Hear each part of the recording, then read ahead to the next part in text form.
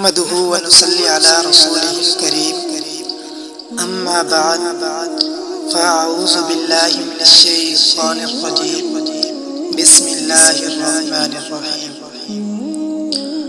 آج کی ویڈیو میں ہم بات کریں گے کہ اگر کسی شخص کی بینائی چلی گئی، آنکھوں کی روشنی چلی گئی اور اس نے دنیا میں تمام علاج جو موجود تھے، حکیموں کے پاس اس نے علاج کرایا، ڈاکٹروں کے پاس اس نے علاج کرایا، لیکن اس کو کہیں سے شفا نہ ملی۔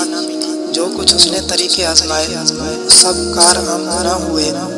آج کی ویڈیو میں ہم اس شخص کو قرآن و سنت کے مطابق علاج بتائیں گے کہ قرآن کی روشنی میں اس کا علاج کیا ہے کہ جس شخص کی بینائی چلی جائے وہ اس قرآن و سنت کے مطابق کون سا وظیفہ پڑھے، کون سا عمل کرے جو اس کی روشنی کو واپس آ سکے۔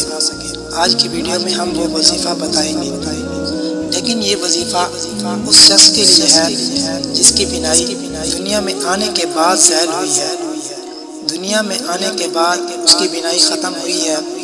اس شخص کے لیے یہ وظیفہ نہیں ہے جس کی بینائی سرے سے نہیں تھی، پہلے ہی سے نہیں تھی۔ اب وہ وظیفہ کیا ہے؟ یاد رکھیں، سورۃ کہف کی ایک آیت ہے، فَكَشَفْنَا عَنْكَ غِطَاءَكَ فَبَصَرُكَ الْيَوْمَ حَدِيدٌ۔